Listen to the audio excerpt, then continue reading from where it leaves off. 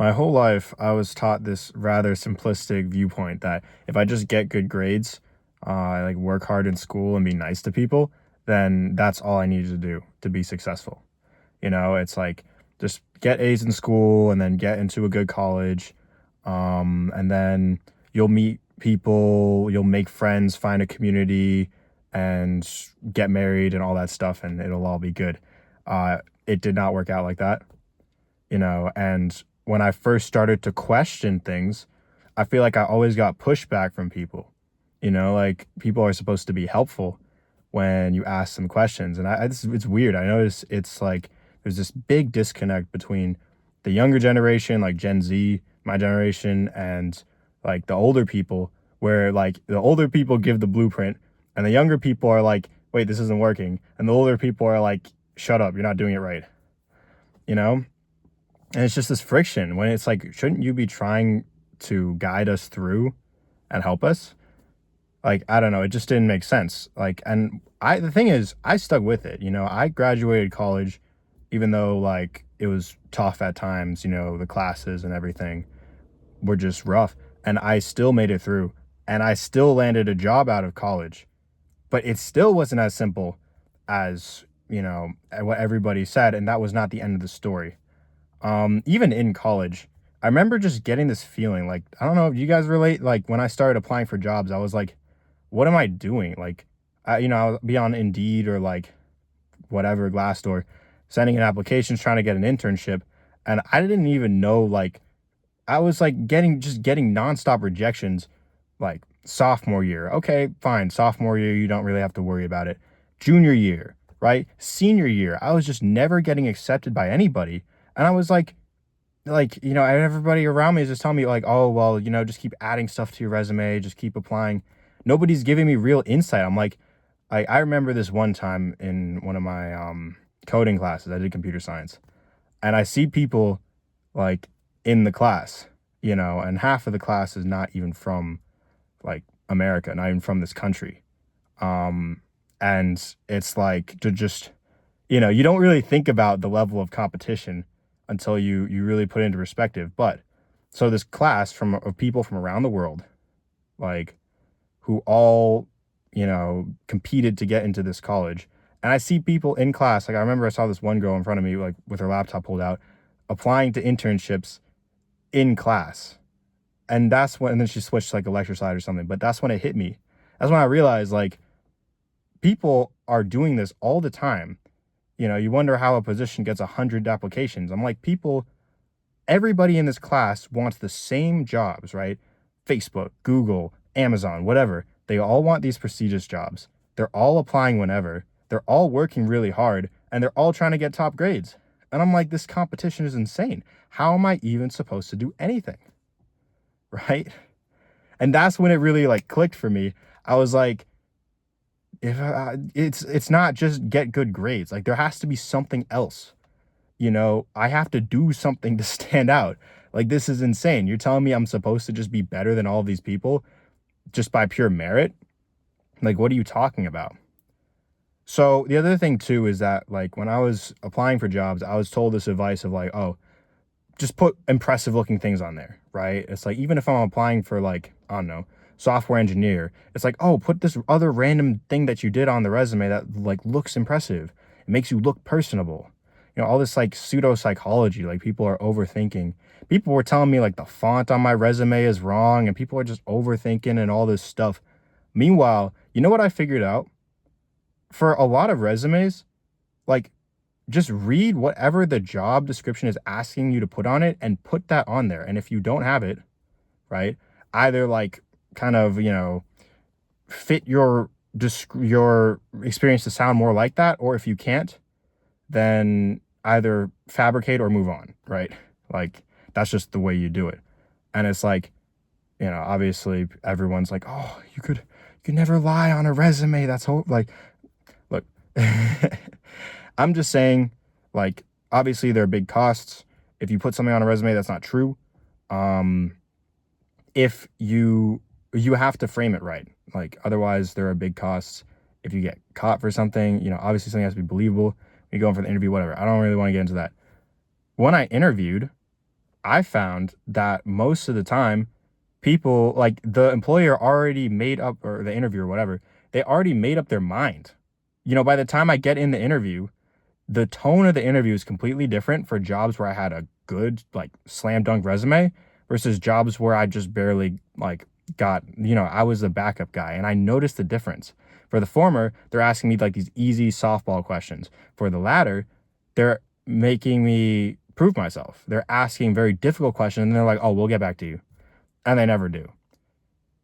They don't judge you off of the interview. And for so long, like everybody, like older generation, my parents, whatever, like, oh, you got to practice your interview skills.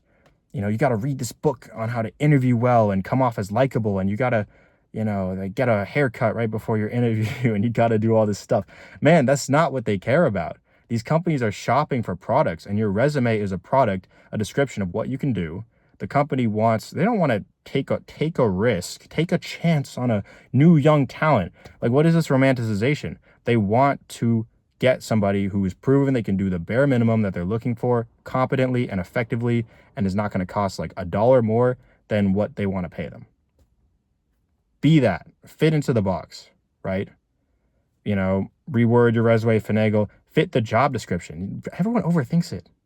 They literally tell you in the description, bullet point list of the things that you're looking for. You should have those things. And if you do, then you should apply for the job. And if you don't, and you only have some of them, then you should find a way to fill in the gaps. And if you can't do that, then you shouldn't apply to the job. Just that simple realization saved me so much time when I stopped applying for these reach jobs. And for everything, you apply for like, everyone says, oh, what? You only applied for like a few dozen jobs? That's rookie numbers. It's so stupid because you spend your time applying for hundreds of jobs that you have no chance with when you could have just been focused in on finding the lane that you actually apply on. Indeed is not the enemy. I know everyone likes to blame Indeed and the job boards. Oh, they ruined job hunting. No, they didn't. They just showed how it really works. If you start applying for a certain lane, let's say you pick a lane like, I don't know, administrative assistant. That's a good common one because every single company needs administrative work, right? So it's a specialty that you can go into that is not too hard. You just need a bachelor's degree and to know how to work a basic computer, which a lot of people over the age of 50 can't do. But if you're like a young person, you know how to do that without education. And you do you can apply to tons of different jobs of any sector. They won't need administrative assistants. Because of that, it's a little bit competitive. Well, not more than a little bit. I don't even know why I use these modifiers. It's competitive. And you also have to apply during the right time. There's like a season. So like if you apply in the summer, it's usually pretty dead, I found. But if you apply like right around the new year, it's active. So don't get discouraged if you apply in the summer and see nothing. But anyway, like, you want, for an administrative assistant, they're going to have certain bullet points like, oh, proficient in, I don't know, Microsoft Office and 2 to 3 years of experience in admin work, right? So you're going to need to find a way to get that experience or to come off as having that experience. And by maybe rewording something you've done differently or doing whatever, you need to find a way. You just have to find a way to get that experience or something approximately like it. Then you use that resume, you applied that. Anyway, my point is you do that on Indeed, right? And I like Indeed because compared to the other job boards, it has a nice layout.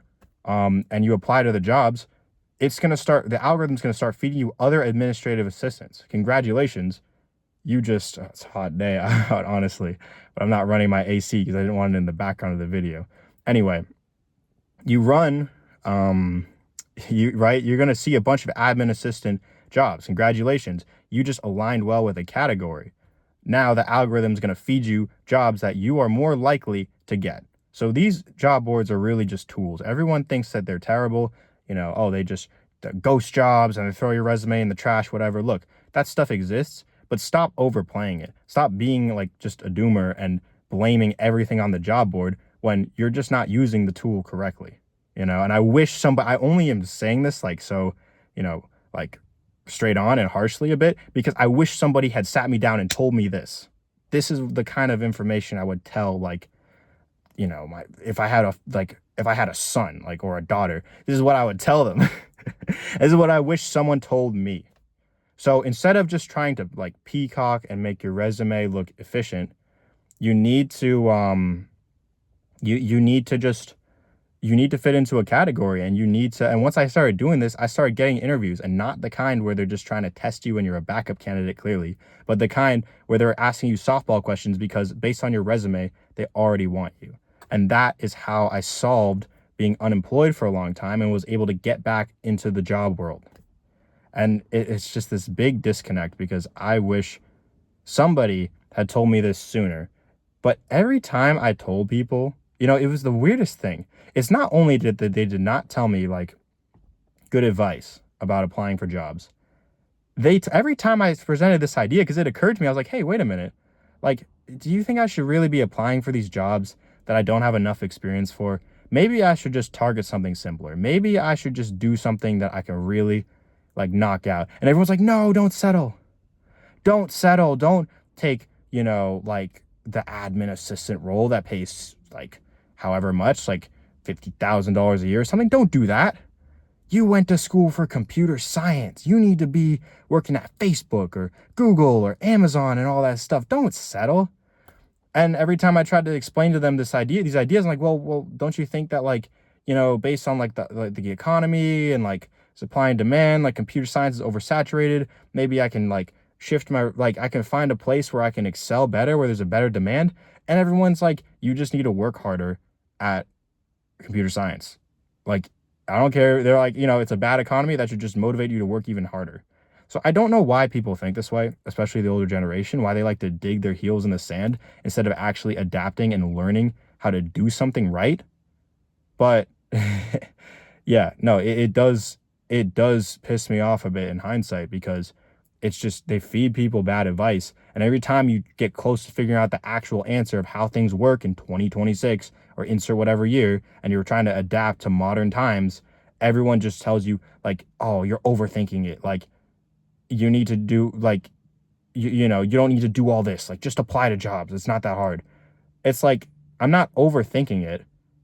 You're just, my approach is actually the simpler approach.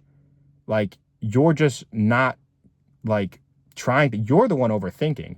You're thinking in your head this should work. I'm going out and trying stuff and seeing what works.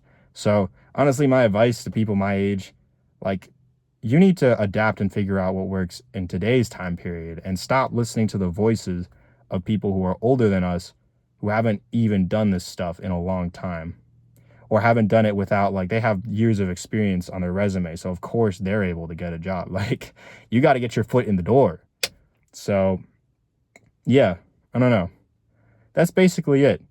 And I mean, I don't know. I think I was going to talk about authenticity in this video. Like there are other things I could talk about, like um I do work, I'm not like a entrepreneur or anything, but I am an author, and that is my passion. I write science fiction books. I'm probably going to include a link to them in every single, like in the comments in every single video, because I'm really trying to push like doing what I love. But part of the life that I'm building for myself and that I built now includes a job, because to be honest, it's a lot easier to work towards your passion when you have a steady income. I don't think, I think this whole like escape the matrix thing, like all that, everyone's like, oh, 9 to 5 is terrible. Like a lot of people say that in a state of unemployment or like miserable employment when they could be doing better. They could get themselves a better job, but you fall into this whole like, I'm not blaming, like, the economy is very tough, but I'm saying like it doesn't help to be a doomer. It doesn't help to be on this all or nothing mindset of like, oh, I gotta make it all the way to the top, because in the world of entrepreneurship, 9 out of 10 businesses fail. Like 90% of people are not successful. So it's better to stay also in the job world, in my opinion, where you actually can be successful, because you don't have to be in the top 10% to actually like just get a decent salary, right? It provides that kind of middle ground. They used to call it a middle class. That's kind of going away, but like it still kind of exists. So you should take advantage of it. But definitely do use online job boards, but use them correctly. And if anybody has any questions, or if you relate to what I'm saying, like please comment, I'll answer the comments. But if you also have questions about like what I do, like for job hunting, how I got out of it, yeah, ask me a question in the comments, or like honestly, just let me know if you guys have also dealt with this whole character arc. I feel like this is like the Gen Z character arc of like you have to like realize that your parents' advice like is not complete. It's just too incomplete, and you have to figure out how the world actually works, um, and actually understand technology instead of just demonizing it. Um, that's about it. I mean, I should probably like, even talk about like AI and all this stuff, like in terms of adapting to technology and like the world changing and parents not understanding. So I could make another video about that, I guess. I don't know. I hope you enjoyed. It's a nice day out. I'm gonna go outside and have some fun. See ya.